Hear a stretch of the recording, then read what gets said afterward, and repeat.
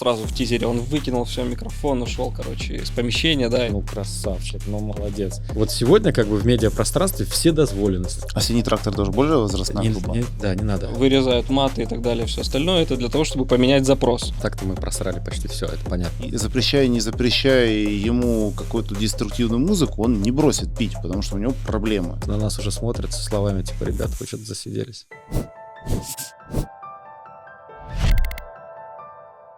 Приветствую всех на нашем честном подкасте «Победа 945». Сегодня у нас не будет розыгрыша, он будет в следующем выпуске. Я объявлю победителей, но призы мы также разыгрываем. Я Павел Кухаркин, Сергей Черкасский. Привет. И у нас сегодня очень интересный гость. Проректор мастерского управления «Сенеж» и руководитель мастерской новых медиа Михаил Канавцев. Миш, привет. Приятно. Привет. Привет. Ну, мы начнем с сложных вопросов. Не будет, как Мне в кажется, прошлом выпуске. Таких здесь не бывает, здесь же все. За победу, за историю. У нас эксперты с Российского военно-исторического общества, журналисты федеральных каналов, девочка, которая прошла программу обучения, на Украине, все рассказывают про западные НКОшки, про Сороса, про то, как они промывают журналистов, всех историков, студентов, молодых людей. И долгое время в России не было, по сути, вообще никакой альтернативы. Можно ли хоть очень отдаленно сказать, что нынешняя система и управление «Сенеж» и мастерская новых медиа — это, по сути, альтернатива для того, чтобы люди не уходили к ним, а оставались в какой-то нашей повестке? Слушай, да всегда была альтернатива. Кажется, вообще мы в свое время, конечно, еще лет 40 назад, но мы были одной из уникальных стран, которые, то есть мы все знаем методы вербовки основные, да, и метод нематериальный, не устрашающий и не соблазняющий вербовки мало кем использовался из стран. А мы с нашей идейной платформой использовали его уникально, идеально, и многие от этого страдали, потому что у нас огромное количество резидентуры всегда было, и людей, любящих то, что мы делаем, было всегда огромное количество, в разы больше, чем у других. И потом, когда эта система развалилась, люди-то остались. И люди остались, и они проникли в разные компании, в том числе и в медиасфере это была история, и была система, и есть система. Она просто не была скоординирована, и никогда не говорили о том, что мы вот некую создаем новую систему, там, когда есть от сценаристов, режиссеров, продюсеров, то там... Вот я тут хочу чуть поспорить. Вот если все были идейно завербованы во всех структурах, как так получилось, что вот с 22 года многие журналисты, я не говорю, что все, не то чтобы многие, но львиная часть артистов, различных там деятелей культуры, они так или иначе оказались, антироссийскими. Я даже не скажу либеральными, это неправильно. То, что она была, это же не значит, что она доминировала. Она была, после развала, она была там в 5-10% распределенных по организациям и компаниям. А так-то мы просрали почти все, это понятно. И я к тому, что она никуда не уходила. Просто не было системной работы.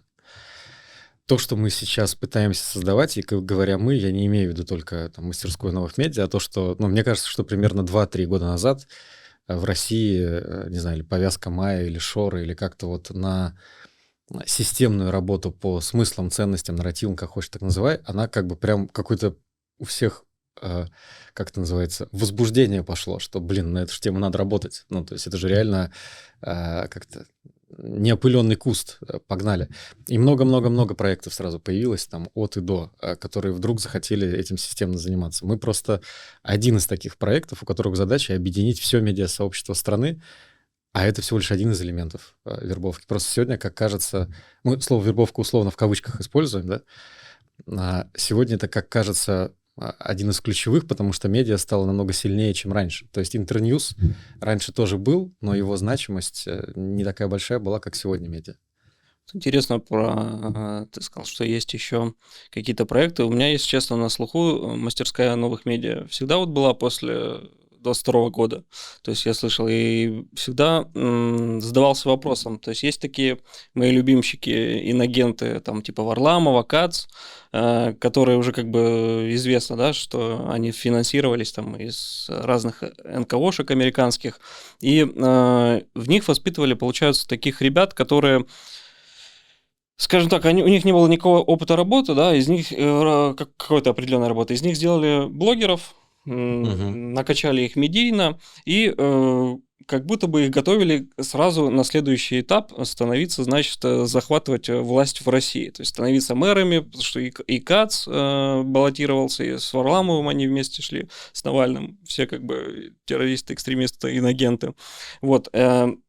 Но при этом они как будто бы перескакивали вот эту вот ступеньку, мы там разбираемся в улицах, мы там разбираемся в чем-то, ну, так медийно, но у нас нет никакого в этом опыта, но вот мы сразу хотим идти в мэры. Я так понимаю, что мастерская новых медиа, она тоже воспитывает медийщиков, но цель, то есть какая цель? Потом они тоже должны пойти куда-нибудь во власть или должны, значит, как-то начать влиять на людей внутри России или на людей за пределами России. То есть это как такой ответ, скажем так, всем этим НКОшкам. Ну, это попытка взрастить свой сад или там построить свой замок. Не то, что прям ответ, скорее ощущение дефицита и ощущение востребованности. Задач много.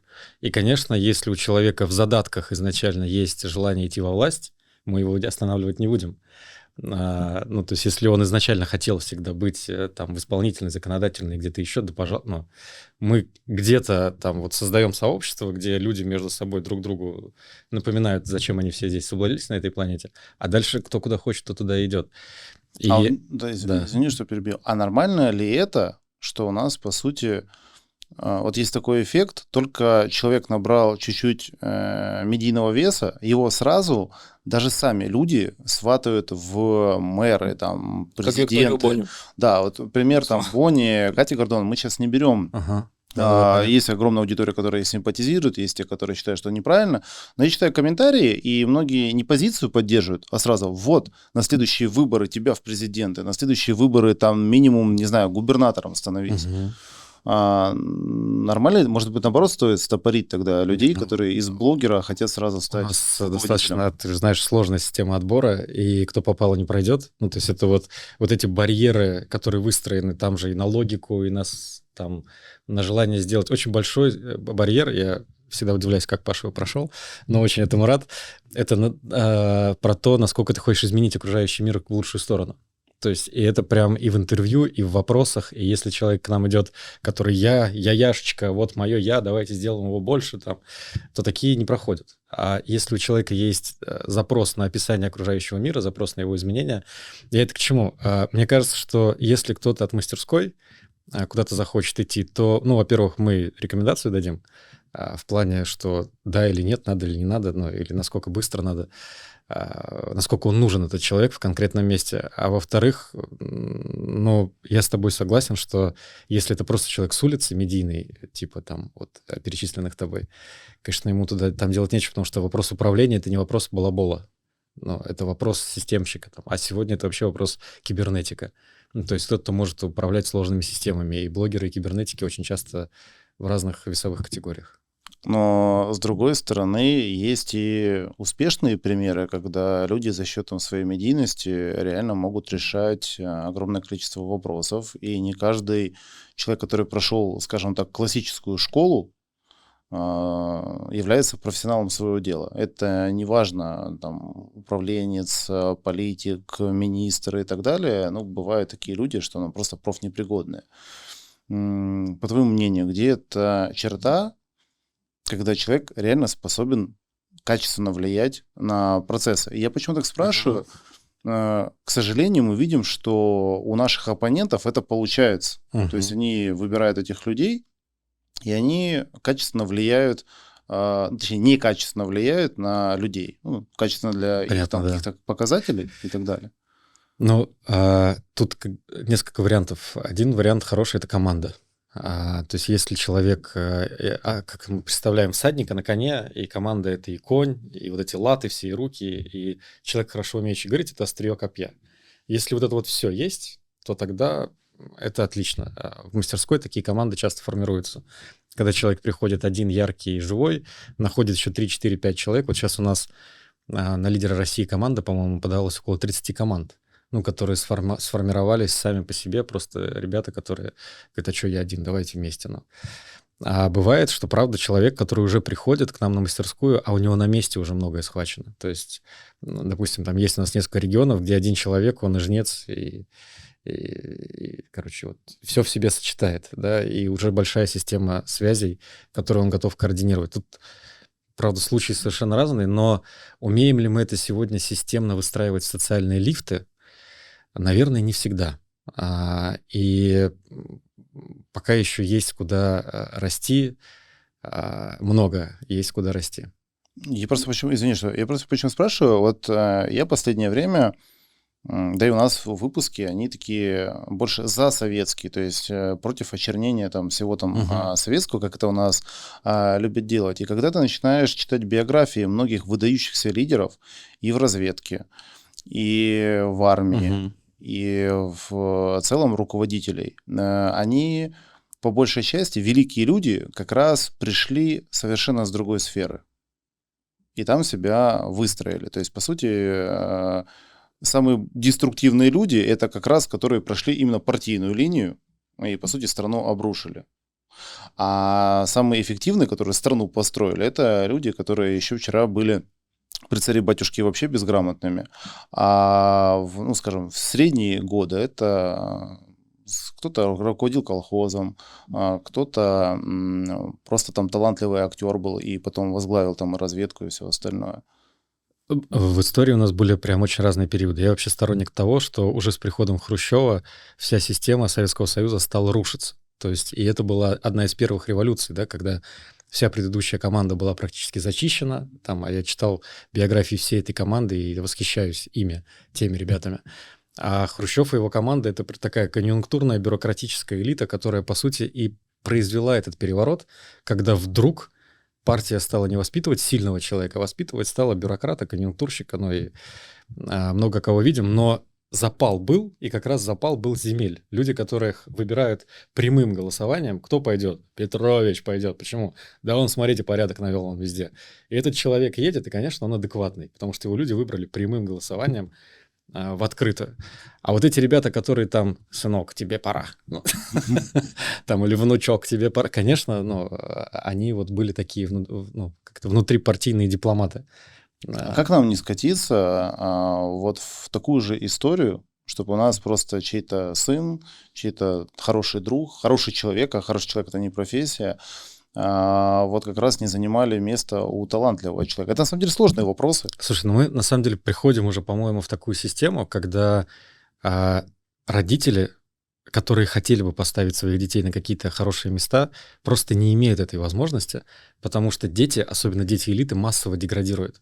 Я не про всех целиком, но это частое явление, когда дядя там владелец завода, и кажется, сынок, вот тебе завод, а нет, а сынок спился или там наркоманился, или куда-то ушло.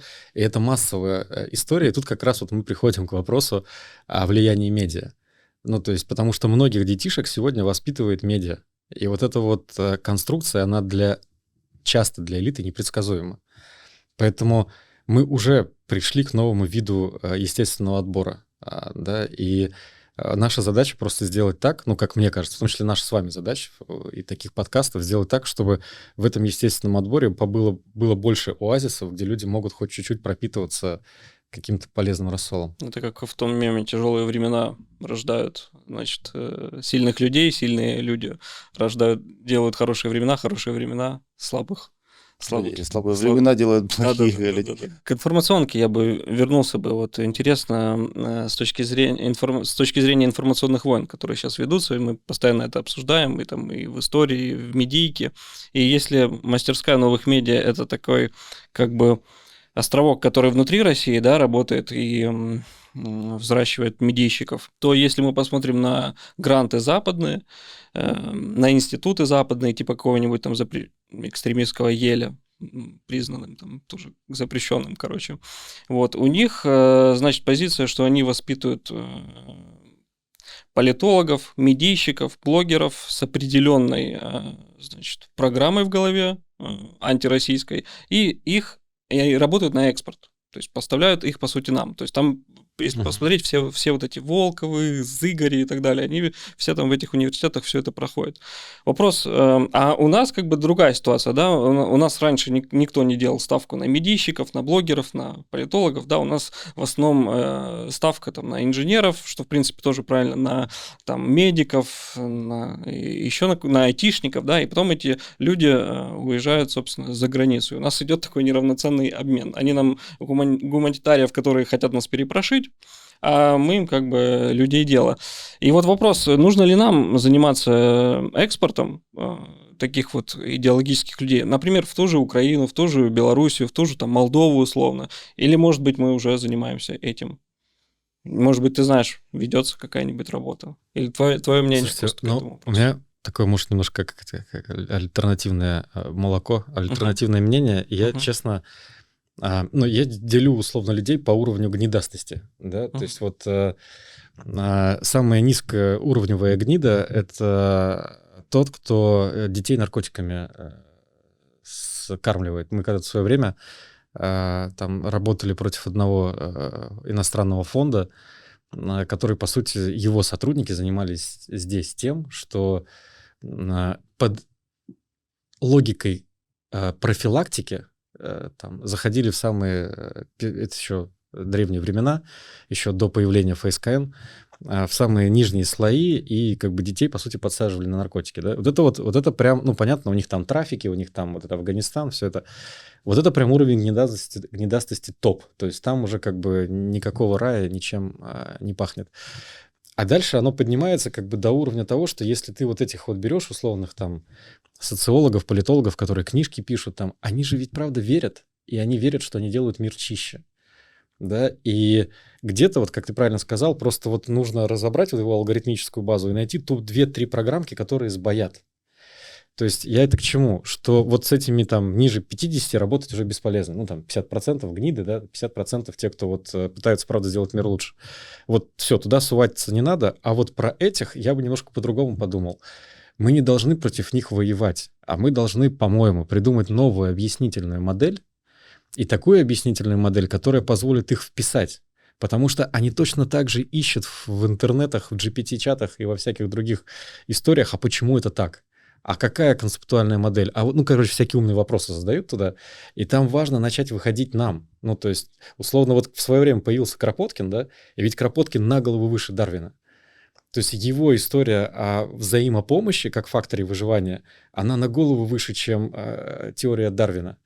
Вопрос другой, почему она не получила такого большого распространения, а должна была быть. И вот наша задача создать такую объяснительную модель, чтобы те вот эти ребята, которые в том числе приезжают к нам, они перековывались, и мы так умели делать. Ведь огромная проблема была спецслужб иностранных, что если агент приезжает в СССР и живет здесь больше какого-то количества лет, он, собака, перевербовывается. Вот надо к этому прийти. Сейчас, если мы ресурсы начнем тратить... Это образ России какой? Это вообще про образ многополярного мира. А как мы должны все по-новому существовать? Потому что если мы сейчас будем мучиться с тем, чтобы воевать с этой глыбой, то это будет слон и моська. Но реально слон и моська. Мы будем гавкать на что-то просто не... Вы понимаете, сколько их миллиардов? Сколько у них династия какая войны против нас. И мы сейчас вот с колен встанем с 90-х и сейчас рванем, не получится. Надо думать спокойно о новой объяснительной модели, как этих всех умных ребят, чтобы потом айтишники там работали на нас, которые уехали. Короче, нужно чуть дальше шагать, мне кажется. А как это сделать? Вот в моем понимании, чего нам сейчас не хватает и чем это отличается от того, что было еще там 40, 50 и больше лет назад. Появился Советский Союз. Его на Западе очень сильно не взлюбили. Вот, а поначалу вообще даже никаких дипломатических не было отношений. Но это была совершенно иная модель. Миру предложили социализм. И нашлись идейные люди, которые посмотрели, блин, у них реально что-то прикольное строится, необычное. И начали... Вот пример, там, Кембриджская пятерка, да, это люди, которые там, это династии просто британцев в доску, там, все голубых кровей, скажем так. Но они прониклись этой идеей и бесплатно работали на Советский Союз. Потому что было понятно, что это страна совершенно иного порядка. А что мы сейчас, современной цивилизации, можем предложить, чтобы сидел человек в той же Британии, в США, да даже в Австралии и такой... блин, но у них реально вот это вот интереснее, чем это на Западе. И я хочу им тоже помогать бесплатно. Хочу переехать. Что это должно быть? Я бы добавил, что мне кажется, что на уровне идей, в принципе, в России есть люди, которые пишут классно теорию, и там даже если зайти на сайт там, Российского военно-исторического общества, там почитать про цивилизационный выбор, там про внешнюю политику, там на разных сайтах, да, и на государственных, в теории, вот когда читаешь, блин, все очень красиво выглядит, ты смотришь, блин, ну это правильно. Вот там, с этой точки зрения Россия прогрессивная страна. С этой вот это вообще супер. Мне кажется, здесь проблема уже в людях на местах, там, в условном каком-нибудь там депутате Госдумы, который тоже... Да не, ну депутата Госдумы человек в Австралии или в Британии просто, знать не знает. Просто когда я сначала просто про внутреннюю, да, прежде чем выходить как бы какую-то внешнюю, сначала надо внутри разобраться. И если вот люди не заходят на эти сайты Российского военно-исторического общества почитать там теорию, да, в основном это делают депутаты Госдумы, которые потом с этим работают и предлагают, потом на основании этого делают какие-то законы. И вот условный там Милонов сейчас звучит просто везде, условный Милонов, значит, как-то это перерабатывает по-своему и начинает говорить, не очень, может быть, понимает все, что там написано, и начинает там аборты там запретить, еще что-то запретить, там еще что-то сделать. И вот мне кажется, здесь на вот этом уровне кадры решают все, да, то есть нужны люди, которые смогут вот эту вот теорию не просто написать цивилизационную про Россию, да, какая она должна быть и внутри, и на внешнем, для внешнего мира, а еще люди, которые знают, как ее применить, как ее сделать. Слушай, ну да, у нас нету прям вот сейчас вот с вами типа уже вот да все, что вот тут уже прописано, ну типа как это делать. Но по сути механика нарративной политики, ну или там смысловой политики, она достаточно тоже понятна, но и появление самого ключевого смысла, вот этой объяснительной модели, это еще не значит, что она покатится вперед. Там условно есть 5 шагов, да, там первое, сама вот эта объяснительная модель, первое, ну или там смысловое ядро, можно так назвать. Вторая история сегодня в цифровой среде — это система распространения. То есть это, ну, вы же тоже понимаете, что писание, которое сегодня самое известное в мире, и момент распространения, 300 лет разницы было, да, между моментом его появления и массовым исходом. Система распространения. Третий элемент — это система подготовки. Да, слово пропаганда, оно откуда пошло? Из католического мира, когда католические монахи ходили и обращали в свою веру, да, ну, то есть система распространения, значит, нужно подготовить огромное количество людей. Там в Индии, к примеру, это прачараки. Институт прачараков готовился за 10 лет до того, как Нарендра Моди пришел к власти, а сегодня это огромная система, многосоттысячная людей, которые, по сути, занимаются. Итак, смысловое ядро, система распространения в медиапространстве, система подготовки кадров. Дальше сообщество.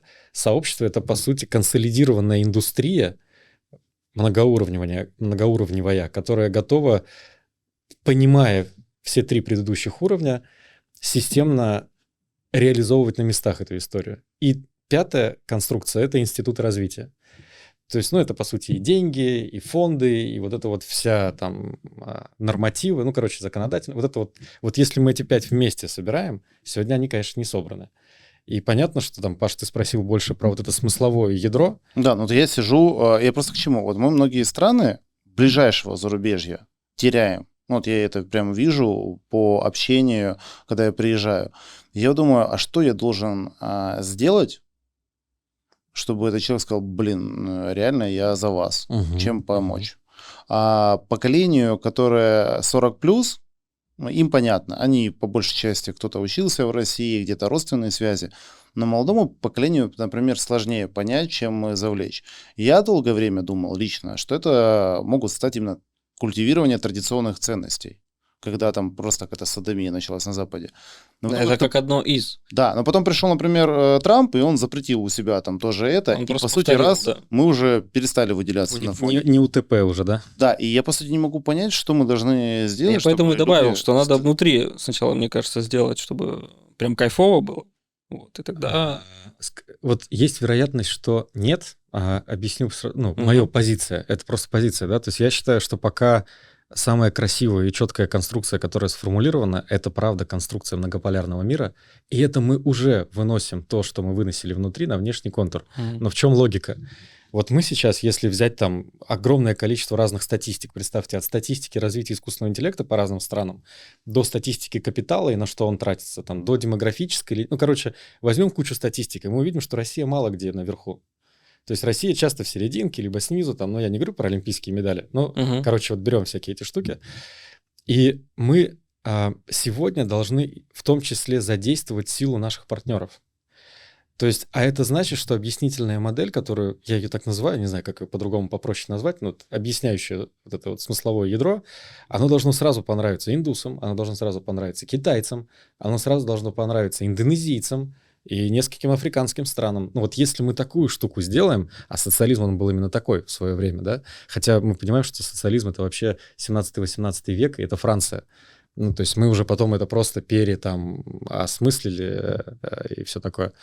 Короче, если мы такую штуку сделаем, то у нас будут ресурсы, чтобы ее реализовать. Иначе ее на корнях изживут, ее не дадут. Ну, потому что у нас же тоже не совсем такое пространство.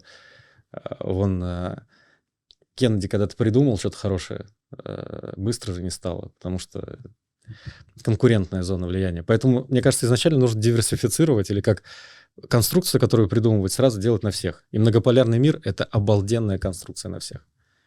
А мы сможем его прорекламировать? Вот, экспортировать. Да. Экспортировать. Почему? У нас есть куча вещей, которые либо нами первыми придуманы. Вот даже для меня как-то обидно было, мы с нашим экспертом одним обсуждали, 12 апреля, День космонавтики.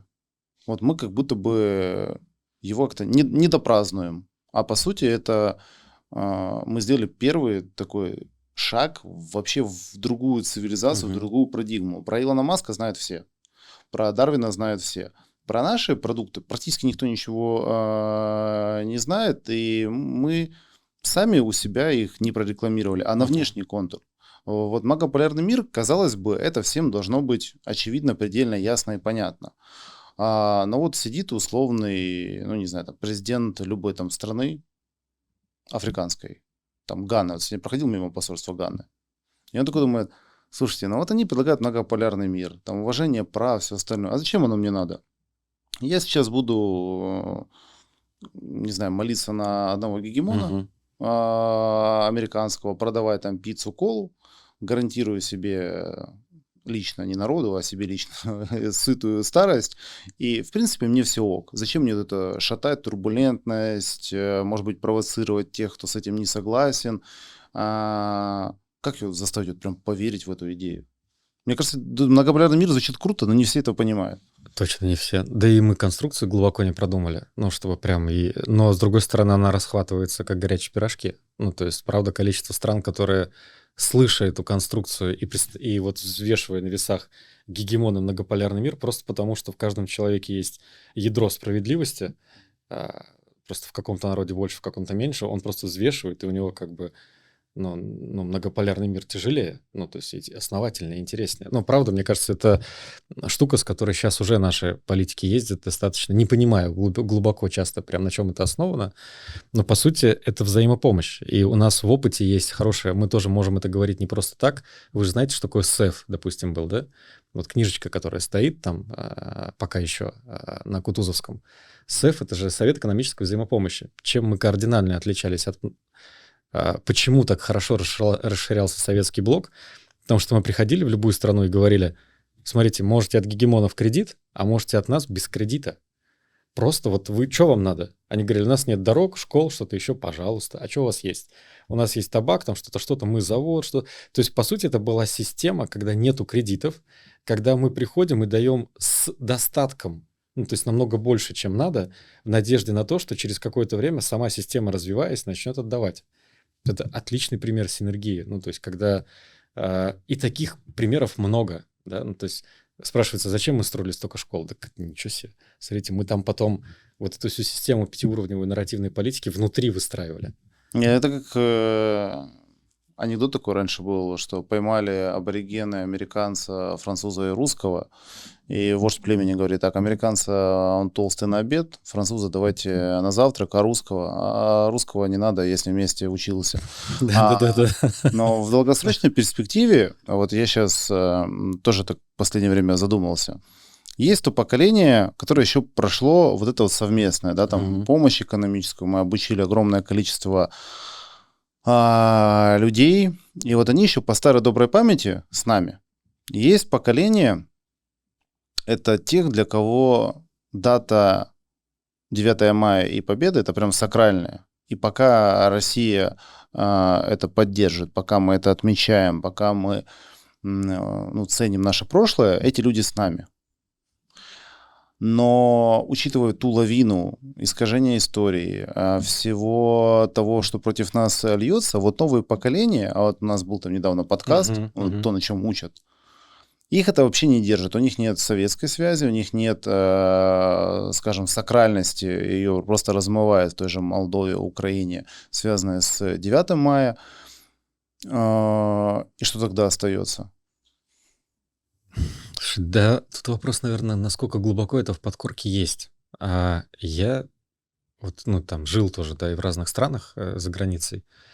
И ты встречаешь когда-нибудь наших иммигрантов, которые там уезжали отсюда с криками, пиная дверь, что никогда сюда не вернусь. А это же как человек, как капуста. То есть и в нем некоторые слои, они вот образованием даются, а какие-то культурой пропитываются, а какие-то там... И ты вот эти вот все вот верхние кочаны, эти, как их, листы капусты отшелушиваешь или сама система отшелушивает. И там человек сидит и говорит, мне тут делать нечего. То есть тут, правда, наверное, скорее вопрос... Мы точно теряем, много теряем талантов, мы просаживаемся, это все есть, правда. Но я считаю, что мы просто должны копнуть и поднять в какой-то момент настолько хорошие пласты, четкие, чтобы люди просто сравнивали. Вот они вот эту берут, опять же, вот там, допустим, 10 тысяч разных медиаисточников будут говорить примерно одну и ту же кайфовую какую-то историю. До разных стран, на разных языках, да, там из 5-10 дойдет. То есть, что такое социальная инженерия? Это система зеркал, когда ты в одном услышал, в другое посмотрел, а там то же самое. Да? То есть, если 5-10 доходит, он формирует для себя еще раз это ядро, с собой соотносит, сравнивает вокруг и говорит, здесь не то. Но именно так и формировался Коминтерн, именно так и формировалась вот это же... Ребята, про которых ты рассказывал, пятерка... Кембриджская. Это же ученые. То есть это же по сути, у нас основная наша аудитория, которая поддерживала развитие вот этой новой машины, огромной, это же были ученые. Это не люди с мистическим мышлением и думающие только там, как домой вернуться и там жену обнять под одеялом. Это люди, которые реально модели рисовали. И они вот эти модели рисовали, сравнивали, вот она как в тоталитарных американских государствах, да, там, а вот оно как в социалистическом государстве справедливости. И они сравнивали, я за это хочу. То есть здесь вопрос именно в том, чтобы копнуть глубже, чем вот это вот верхние, вот эти всякие аниме, которые сейчас там заходят, потому что там глубже человек сидит. Просто он зазомбирован сейчас. Вот ты сам начал эту тему опасную, мою любимую. Подожди, я хочу перед аниме, я знаю уже, почему ты хочешь. Фильмы, музыку, аниме, да, я знаю. Я хотел про нарративную политику еще спросить, ты предыдущий твой тейк перед этим. Вот, и как раз новость была на сайте, что в Сенеже создается научная база для нарративной политики. Хотел бы просто и для себя, мне интересно, и для зрителей, что такое нарративная политика и почему под нее нужна научная база. Это немного мы забегаем как бы так вперед, в плане прям результатами поделиться сейчас не могу. Да? Что вот смотрите, вот мы создали, и вот уже сделано. Здесь вопрос в том, что мы проанализировали сообщество, оказалось, что у нас из 1500 человек-выпускников 150 практически это те, кто либо уже доктора, либо кандидаты, либо пишут. То есть те, кто, по сути, занимается исследованиями, будучи медиапрактиками. И мы говорим, ребят, раз такой спрос, раз такое качество людей, давайте сделаем клуб научный. И мы, по сути, сделали, провели отбор внутренний, 5 человек на место, собрали клуб, то есть 30 человек из всех заявок. И сейчас определили для себя несколько направлений, связанные в первую очередь с тем, что такое медиасреда, по каким законам она работает, как медиасреда влияет на мышление, на поведение, на социальные нормы, через какой контент можно ценности передавать, а через какой нельзя передавать ценности. А что такое передача, а что такое закрепление ценностей, что такое формирование поведения. и с точки зрения физиологии, ну, типа нейронауки там тоже будут, да, и с точки зрения вот прям конкретных культурных пластов. И мы начинаем просто копаться, писать потихоньку статьи, копаться вот в этой новой драматургии, да, а как по-новому вот в сегодняшнем мире взаимодействовать. И, надеюсь, потихоньку, используя в том числе экспертов, которые приходят на мастерскую, потому что мы приглашаем всегда еще каких-то ученых или профессионалов отрасли, описывать новую методологию. То есть кажется, что то, как сегодня работает медиа, это от Руперта Мёрдока, да, от человека, который сделал медиа грязными, вонючими, неприятными и влияющими на людей, как будто это не люди, а какие-то эти толпа, как писал Лебон. А можно, кажется, сделать так, чтобы медиа заботилась о людях, чтобы медиа... А будет ли это интересно? Я просто... Это для всех очевидно, что, к сожалению, что негативные новости, да. Шок, трэш... На этом он и паразитировал. На этом Руперт Мёрдок и паразитировал. Но тут же вопрос в другом, что можно ли хорошую ценность упаковать так, чтобы она воспринималась кайфово? Конечно, можно. И поэтому там, условно, одно из направлений — это у нас новая драматургия. А как большие эпохальные вещи упаковывать так, чтобы человек на это смотрел так же, как на героя, который проходит свою арку. Только он видел эпоху. То есть отдельная история сегодня — это вызов, это реально вызов. Как упаковывать крутые вещи? Ну, вы здесь тоже занимаетесь не упаковкой грязи. Вы здесь тоже занимаетесь упаковкой, да.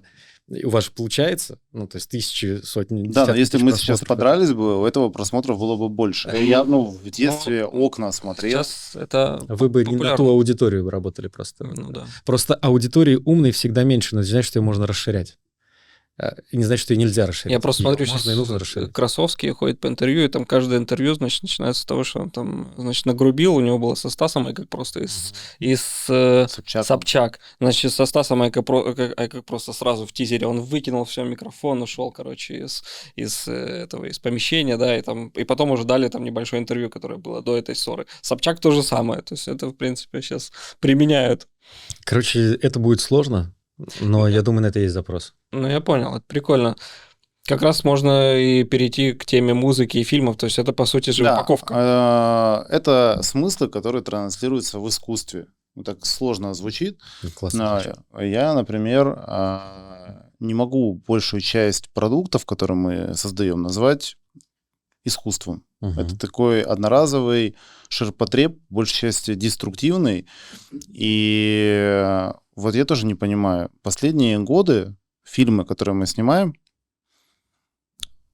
и сейчас есть закон, который должен там регулировать, и удалили вот сегодня перед нашим записью подкаста, удалили прям с площадок сериал «Метод 3», потому что он не соответствует традиционным ценностям, все остальное. Но я когда смотрю некоторые продукты, там жесткая антисоветчина. А это, по сути, ничем не отличается от того, что делают на Украине и делают на Западе. Мы сами это делаем. Если мы сами позволяем такой продукт выпускать, как мы можем условно людей, которые посмотрят вне России это, убедить в том, что да не, историю искажает, Советский Союз крутой, мы победители, если наши продукты не несут эти смыслы. Можем ли мы создавать продукт мирового качества с мировыми смыслами? Да мне кажется, я понимаю, о чем ты говоришь, я видел тоже это много, тоже злился много, когда это смотрел. Но вот в чем особенность стандарта? Стандарт, он когда вбивается, он потом из бессознательного автоматически подсказывает, как совесть. И вот то, что сегодня стандарт базовый у киношников, это человек борется против вызова, а этот вызов — это государство, притом он-то внедрялся на почву уже российскую, а потом уже, когда они все российское как бы переснимали, что могли, и стали идти в советский, они просто берут этот же самый стандарт и туда перекладываются. И фильм про Олимпиаду 80 начинается с момента, как человек борется с государством. Но это стандарт. И наша задача, вот отдельная история, как раз история нарративной политики, а как менять стандарт. Как, по сути, прийти на площадку и сказать, стоят пеньки, и как бы посадить новые деревья, а потом ждать, пока эти новые деревья начнут плодоносить. То есть, по сути, задача сейчас, чтобы не снимали вот так, это поменять стандарт. Это, по сути, зайти во все школы искусств, зайти и сказать, давайте немножко пересмотрим, давайте посмотрим, а что такое, когда мы берем столетний период, и у нас в центре сюжета стоит не герой, а столетний период. Герои заходят, уходят, меняется, а у нас основная драматургия идет вокруг вокруг эпохи. Да? Давайте попробуем на эту тему поснимать. Давайте сделаем так, чтобы это детям заходило. У тебя обалденно насчет аниме тоже. Я прямо сейчас становлюсь таким как-то неожиданным для себя пропагандистом китайского аниме. Там «Боевой континент». Слушай, я прожил 4 года в Китае, но не обращал внимания на китайское аниме. Чего они делают? Они берут, во-первых, это миллиарды просмотров. Да? Донхуа называется, вот, Донхуа. Ага. Они берут ребенка в 11-12 лет и сопровождают, они делают аниме 20-летние. Они 20 лет сопровождают вот этого вот подростка, ну, только прям целую аудиторию. Их сразу несколько вот этих линий, вокруг они создают экосистему, то есть он взрослеет, ребенок, ему дают гаджет игральный, появляется игруха этого же аниме. Они видят, какое ему аниме нравится, он еще 4 под него делает, они выходят вот так дискретно один за другим. Да? Игрушки поддерживают внимание. Потом ребенок вырастает до 15 лет, 14, появляется сериал на этот же аниме. Потом появляется книга, потом появляется какая-то еще история. И вот у них 20-летние циклы контента, представляете? Это правильно. Я просто вот говорю, вот сейчас меня закидают, и я вообще не фанат Гарри Поттера. Мне он никогда не нравился, но я четко помню, что я посмотрел там первый, не выпуск, первый там, фильм. Вот, он был малой. И я расту, и он растет. Я уже в институт поступил. Они это еще снимают. Я думаю, кому это надо? И он прям вырос со мной. И я понимаю, что у меня огромное количество знакомых, которые фанатеют дико по этому фильму. По сути, они вместе с этим выросли. А сейчас, по сути, ремейки Чебурашки, под которые тяжело расти, в том плане, что это одно и то же. Да, и у этого нет продолжения. Вот сейчас надо наблюдать интересную очень штуку. Вот эта любопытная Варвара, которая идет, она прям...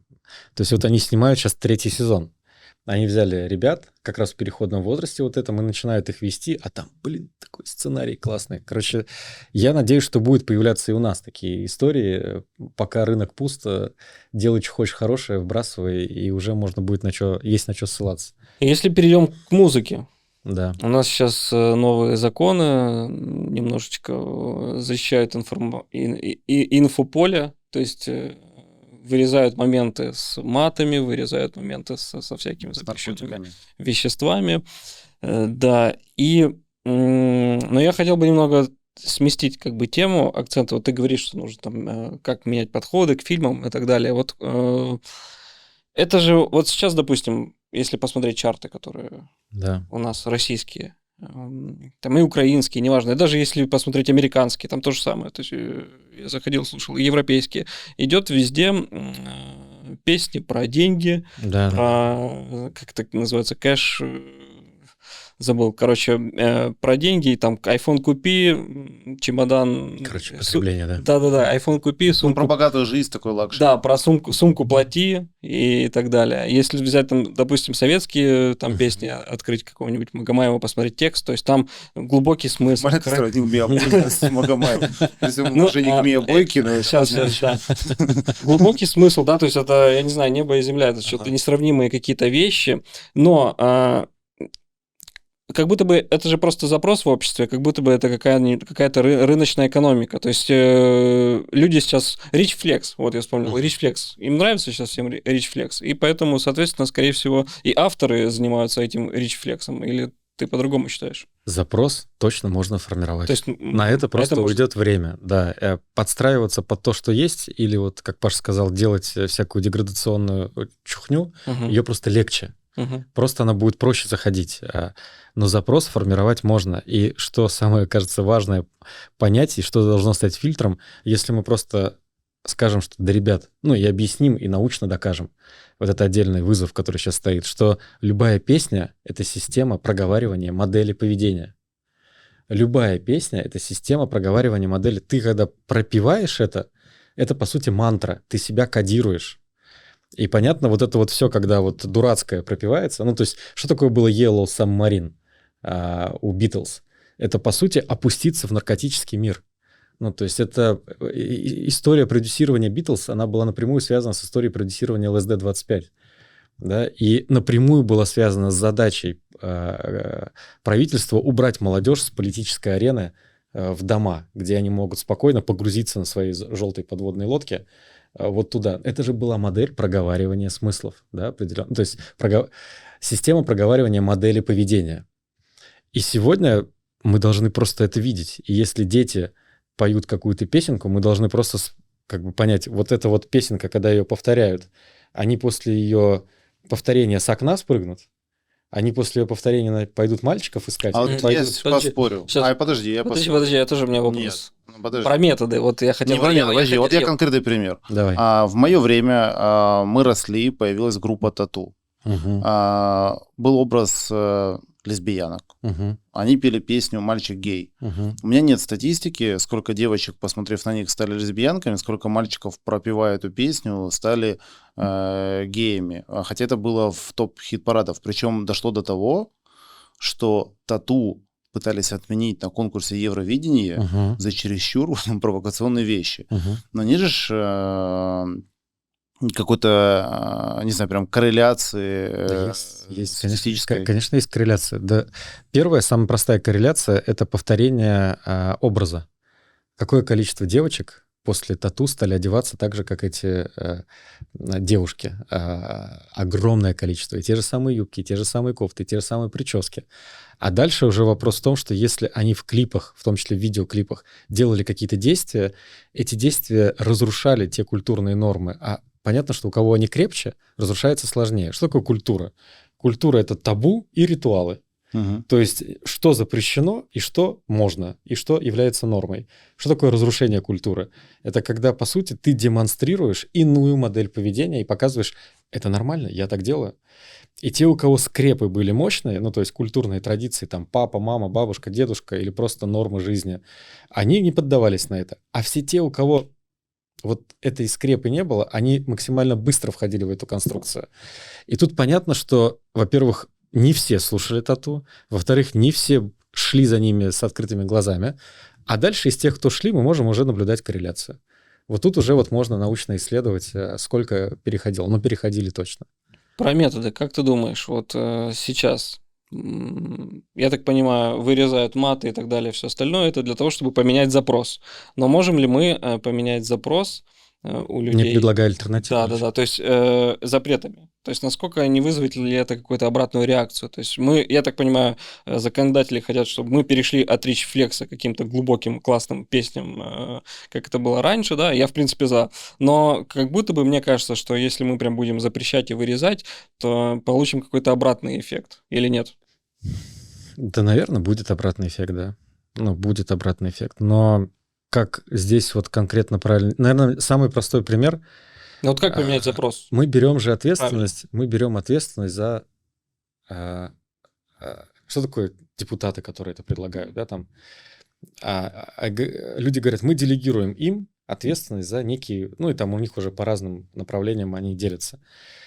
А дальше депутаты в данном случае, они как бы смотрят на эту историю происходящую, и они должны что-то сделать. Вот в данном случае я бы параллель представил, что представь, твой ребенок, ну, как бы депутат и человек, отец и ребенок — это разные вещи, но примерно что-то похожее. Твой ребенок берет с пола, поднимает и в рот кладет то, что нельзя ложить. Ну, зарабатывает иммунитет. Вонять, да. Ну, в каком-то... Вот, это, кстати, очень правильно. В каком-то размере ты скажешь... Переборщи здесь. Да. А ну вдруг он начинает это постоянно, как бы, и ты понимаешь, что просто постоянно что-то перебор. Токсикация. Вот. И у тебя как бы... Ты можешь запрещать ему что-то или нет? Но если тебе делегирована ответственность, ты можешь запрещать. То есть здесь в каком-то плане нужно поменять отношение сегодня вообще к понятию запрета. Потому что когда что-то запрещают, это не значит сразу плохо, и мы будем как пубертатные дети себя вести. Запрещают, значит, заботятся. И иногда это рационально, а иногда нерационально. И вот тут уже нужно просто эту меру искать, потому что, правда, вырезать, ну или там... Ну, запикивать, да. Да, как будто бы не всегда рационально. Давайте эту меру просто найдем. Но, в принципе, запретительные меры — это вообще правильно. И дети, которым запрещали чего-то, они намного воспитаннее и полезнее для общества, чем дети, у которых была вседозволенность. Вот сегодня как бы в медиапространстве вседозволенность. Нужны ли там запреты? Конечно. Нужны ли там запреты для детей? Да, конечно. Но давайте это как-то размеренно делать и понимать, научно обосновывать и объяснять самое главное. Ведь проблема часто в том, что не объясняют. Да-да. Вот людям, типа, да объясни, что с тобой происходит-то. Ну, вот и сразу легче становится. Объяснять надо. Но я приведу другой пример. Вот в моем понимании все равно запрос на те или иные вещи напрямую связаны с социально-экономической ситуацией в стране в целом. Почему? Потому что вот была определенная там стагнация 80-х в конце, вот как раз были популярные песни про альтернативу, там, про перемены, хотя это напрямую не связано. В 90-х, когда вот произошел развал, нищета и так далее, был как раз образ чего-то там прекрасного, созидательного и так далее. Сейчас, наверное, эти все песни — то, что мы слишком хорошо живем. Но с другой стороны, я вот недавно приводил в пример, тоже в чат мы с тобой дискутировали, 80-е. Самые прекрасные песни. «Земля в иллюминаторе», там все группы добрые, сябры, песняры, золотая эпоха, да, там советской эстрады, при этом самый высокий уровень преступности, наркомании, алкоголизма и так далее. Почему? Потому что параллельно с этим в стране шли абсолютно неправильные процессы. Да. И человек слушает «Земля не трава у дома», а сам при этом от бутылки не отлипает. И запрещая, не запрещая ему какую-то деструктивную музыку, он не бросит пить, потому что у него проблемы. Да. Сейчас, как мне кажется, вот мы шли к тому, что есть какой-то запрос на определенное тоже самовыражение, а мы его душим, и люди начинают лезть как раз там, где это могут выразить. На западных площадках сразу резко вырос спрос на вот Зайцев.нет. Я помню, в детстве это пиратское. Сюда, все туда пошли. При этом проблема, мне кажется, совершенно в ином. А мы, наоборот, их, идите Слушайте, туда. Да, дебилы пускай идут куда хотят. Вот серьезно, вот нам не нужно думать о тех, кто в базе своей девиантны. Нам нужно думать о тех, кто в базе своей могут быть полезными. И все внимание и ресурсы направлять на тех, кто несет в себе некое полезное ядро. Ну, в том плане, что понятно, что мы не должны вот накачивать позитив, когда все плохо. Любая нарративная политика, она должна привязана быть к стратегии развития. То есть если мы говорим, IT-отрасль развивается, а реально нету этому ни одного экономического фактора, то, спеть об этом смысл песни, да?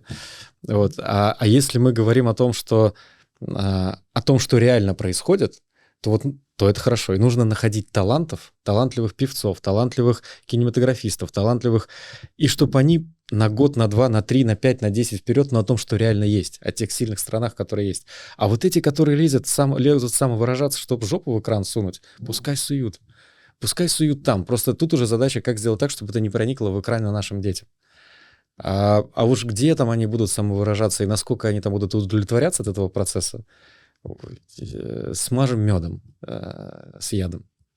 Ты вот сказал про людей, которые в советское время были, статистику привел, а сейчас есть другая статистика последние 10-15 лет. Кризис ментального здоровья, так называемый, поколение Z, поколение Альфа. Они все время находятся в апатии, в какой-то депрессии.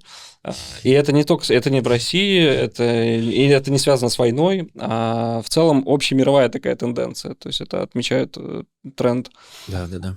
Ты как считаешь, это связано с контентом, который сейчас мы... Это эффект диссоциации. Названий много, как у любого бога много имен, так и здесь. Это эффект диссоциации, когда люди начинают путать, по сути, виртуальный мир и реальный. И в виртуальном мире виртуальный мир не помогает им формировать те базовые навыки или развивать те зоны мозга, которые должны были бы развиваться в реальном мире. То есть, условно, ребенку в 4-5 лет ему нужна социализация. То есть он идет к людям и начинает их трогать, бегать. Он начинает понимать, что он не главный в этом мире. Что вот они разные, у всех... А там, сейчас дети сразу... там он главный, да, там он главный, там его замок главный, там вот он там что-то строит, там как-то вот... И все, и у него не формируются волевые центры. Он просто не может... И потом он вырастает до 18-летнего, а у него диссоциация. Он не может применить волю для того, чтобы сделать то, что задумал. Психологи что говорят? Надо его откатывать до возраста, когда волевые центры должны были формироваться, то есть вот это вот 7, 8, 9, вот это вот сюда вот, и там помогать ему проходить этот опыт. В 13 лет он не сформировал в себе способность к целеполаганию, потому что это нужно сопрячь разные факты с объективной действительностью, внутри нее простроить свою дорожку. Там это не нужно, там сценарий линейный, ну или там, что там сейчас игры самые популярные с открытым миром, да, где просто люди бегают куда хотят, там что делают и или что перезагружаются. Но нету там целеполагания. И вот ему 18, он в 13 не научился целеполаганию, он смотрит на этот мир. И чё? Я Сейчас 13 лет играл в дальнобойщиков. Мне надо было груз доставить вовремя, чтобы построить империю. Сейчас тренд, что запрещают все социальные сети до 18 лет в Европе, в США, я думаю, у нас тоже к этому придут. И в Казахстане, я так понимаю, как-то с этим связано. Но про игры вот вообще никто не говорит. То есть нужно запрещать и игры, и смартфоны. Да, все запрещать. Я сейчас про другое немножко. Угу. Вот сейчас мы перешли просто от запретов в игры и типа запрещать. Нет, так. Игры могут быть обалденными историями. Я все время придумал... А что ты играл в детстве? Цивилизация. Убогая идеологическая база, но очень крутая конструкция сама. Ну, то есть понятно, что там как раз вот те самые сценарии, что там социализм это плохо, там, да, там, ну, там все это есть. Социализм там к фашизму. Наоборот, я всегда вот идеологию качаю как раз ультраправую. Почему? Она быстрее позволяет дать юнита, у которого очень хорошая дальность там стрельбы и урон. Ну, там комментарии, если ты почитаешь, там они очень похожи режимы, то есть они сравнивают режимы. Но я про то, что... нужны хорошие игры. Да, нужны обалденные игры, которые помогают развиваться, которые ты в школе химию проходишь, тогда это ему Менделеева в кайфовой игрушке. Пускай он приходит домой, и он вот это вот, чтобы потом пришел на урок, вышел перед ребятами, и то, как он освоил это там, рассказал, чтобы они ему, ну, красавчик, ну, молодец. Или он сел там к какому-нибудь двоечнику, у кого никто не играл в эту игру, и взял это. То есть тут вопрос в создании экосистемы этих игр. А будет ли это популярно? Вот самые популярные игры, они как раз про другое. Counter-Strike какой-нибудь, да? Counter-Strike — это одна из самых популярных игр онлайн. GTA, да, где ты просто грабишь, сбиваешь проституток на автомобиле и гоняешь на тачках. Вот, самая популярная игра. Там миллиардные просто бюджеты. Слушайте, вопрос, наверное, скорее в миллиардных бюджетах. Ну, то есть... Но они же начинали-то с нуля. Да нет, там за ними, за всеми стоят так же, как за Илоном Маском, который уже какой год, как это называется, всегда за всем популярным стоят миллиарды. Всегда.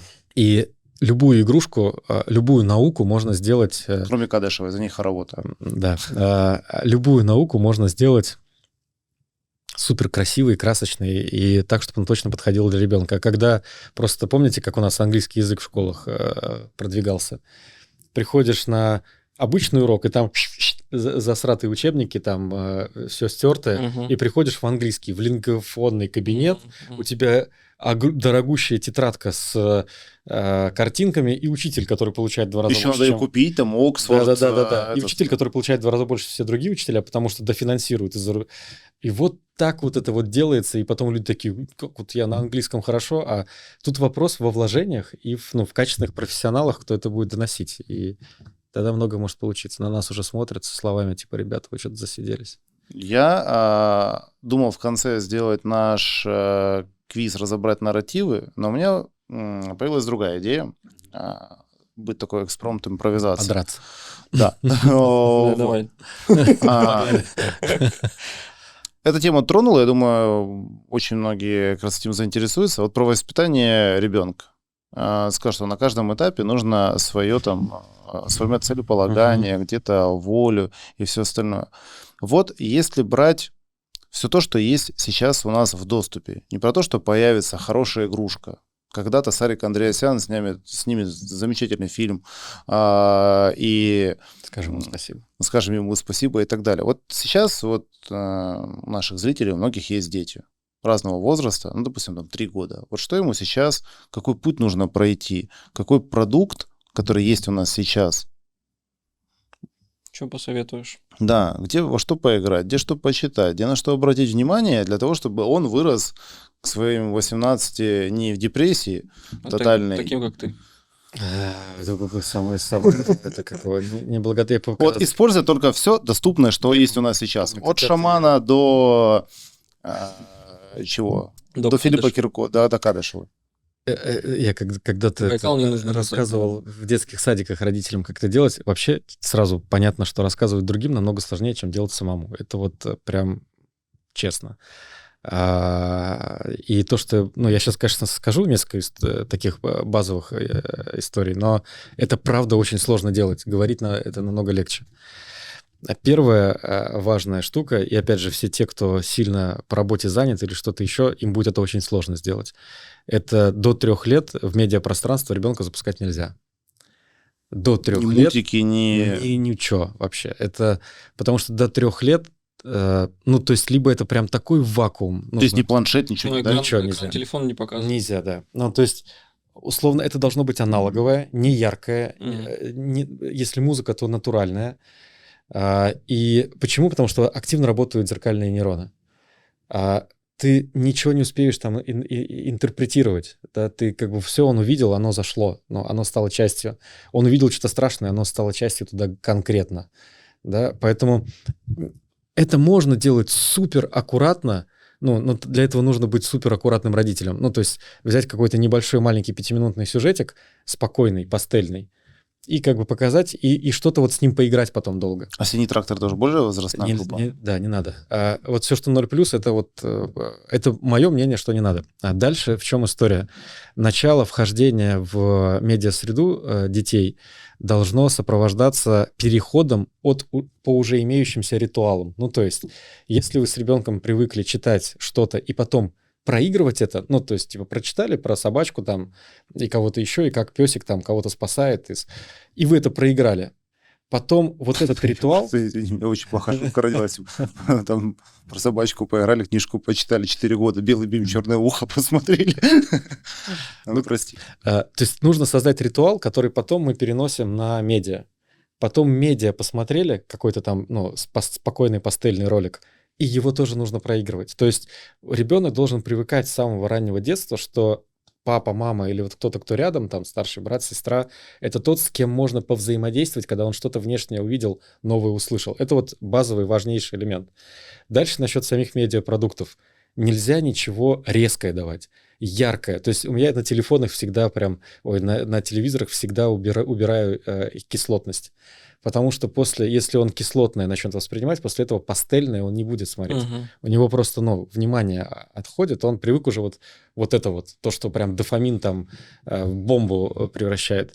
Яркую музыку, то есть сначала это советские мультики, либо там есть такие спокойные мультики хорошие. Короче, нужно заходить со спокойного, с недерганого, и плавно к 5 годам, вы все равно, как правильно сказал, без кибериммунитета вы, как бы ребенка куда потом выкинете в 7 лет в открытый океан, плавно переходить там до 5 лет не больше, чем 40-50 минут в день, не больше взаимодействия, потому что иначе просто не успевает психика обрабатывать. Объясняя взаимодействие, находясь рядом, то есть просто посадить, уйти, беда. Это беда, потому что реклама выскочила, что-то страшное показали, случайно там что-то нажал, не надо. Объясняя, проигрывая, устраивая какие-то семейные обсуждения, до 5 лет. После 5 можно чуть-чуть увеличивать уже вот этот процесс. Допускаем, что появляется что-то, что непредсказуемо. Но если мы выстроили вот эту систему традиций обсуждения, он будет приходить и говорить, а что там, а как? Если он боится, то тут же можно с ним проиграть. Да, а вечером сказкой закрепить.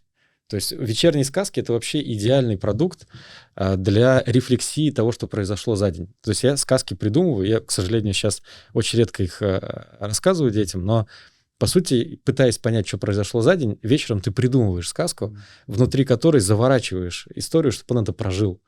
И сначала там старший прям проживал, а сейчас он уже такой: пап, это же про меня. И дальше пошли, да, Но это очень круто. Вот первый базовый этап, до 5-7 лет лучше проходить вот так.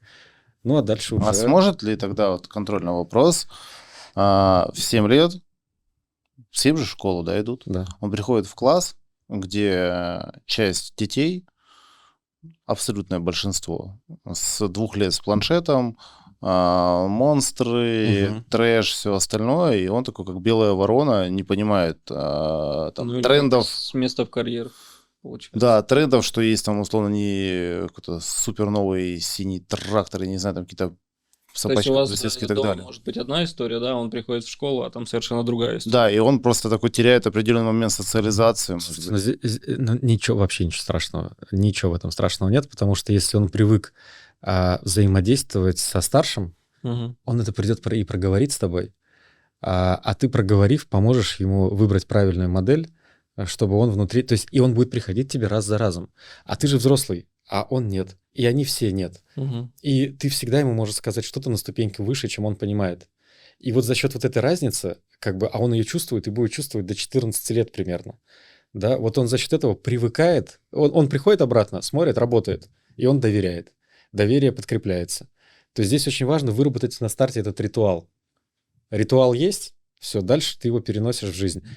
Будет вороной, но просто вы же понимаете тоже, что он зато будет на год, на два опережать в развитии всех остальных, Мгм. просто потому что они синий трактор, а он дядя Степа великан. А если вы сомневаетесь в этом, можно параллельно дать на бокс, и сила И всегда побеждает. это обязательно нужно, потому что волевые центры Да. жизненно необходимы, особенно И мальчишкам. аргументами так ударами. Спасибо большое Да, вам за спасибо. очень интересный разговор. Даже есть над чем задуматься, потому что у меня, к сожалению, нет на текущий Волевых момент центров. волевых центров. Вот, я смотрю вечером в синий трактор. Вот. Не, я просто смотрю, как кто воспитывает из моих знакомых своих детей. И вот я тоже понимаю, что да, наверное, это и сформировало ту неправильную модель, что там некоторые есть непослушание, капризность, там отсутствие вообще уважения к взрослым в том или ином периоде, из-за чего это могло произойти. Потому что вот один период, я помню, в 2000-х там было популярно читать американские книги. Там в одном фамилия была Спок, кажется. Ребята рассказывают, как воспитывать детей, а если почитать их биографию, они умерли все в одиночестве, кто-то спился, кого-то дети бросили, кого-то дети там чуть ли не застрелили сами. Ты понимаешь, что вся эта методология — это как инфо-цыгане современные, она не работает. Спасибо большое, друзья. Я напоминаю, что самый залайканный комментарий, напишите, вот как вы воспитываете своих детей, и вот кто больше всего лайков наберет, получит подарок от нашего движения Победа 945. И до новых встреч, пока. Счастливо.